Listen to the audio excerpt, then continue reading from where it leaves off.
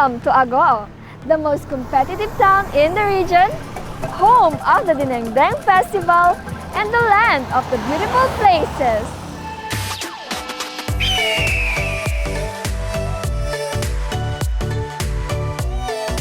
Tara na! Mag-selfie na tayo sa Eagle of the North! Ito ang Eagle of the North, one of Agoo's tourist attractions.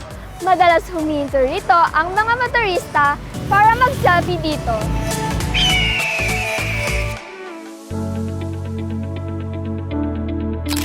Hi guys! Nandito tayo ngayon sa Mount Catayagan. This mountain has promising mountain trail located in Barangay San Miguel. Dito natin makikita ang kabuuan ng bayan ng Agoo. At the very heart of Agoo ay matatagpuan ang pamosong Agoo Basilica Minore na pinupuntahan ng mga deboto, lokal man o mula sa ibang bansa. So guys, we are here at the Black Soldier Fly Academy at the Sanitary Landfill of Agoo. Curious ba kayo? Tara, pasok tayo! Dito, nagproproduce sila ng isang uri ng espesyal na langaw na nag-breed ng larvae na kumakain sa mga biodegradable waste ng buong munisipalidad ng Agoo.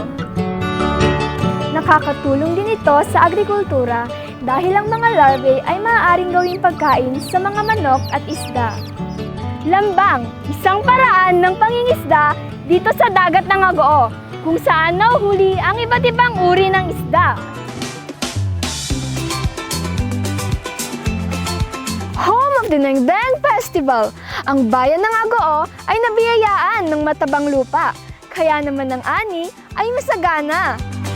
Mga sikat na produkto ng ube na binabalik-balikan sa pasalubong center ng bayan ay ang ube chips at ube powder na ginagamit sa paggawa ng ube halaya.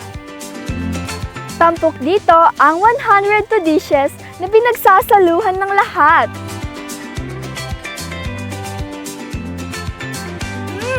Swak sa lasa, swak pa sa health ang aming dinengdeng na ube. Agoo kinakisigla, nang sumayaw, magsaya at mag-iwang na masustansyang dinengdeng. Alam nyo ba na ang dinengdeng ay isang Ilocano dish na kilala sa bayan ng Agoo? Sa katunayan, isang fiesta ang inilaan nila dito na kung tawagin ay Dinengdeng Festival! Agoo kay ganda, agoo kay Iba't ibang luto, iba't ibang lasa, halina't tikman ng dinengdeng. Agoo kay ganda, agoo kay sigla. Ano pang inaantay nyo? Halina't makisaya sa bayan ng Agoo. Agoo kay ganda, Agoo kay sigla, Agoo kay saya-saya.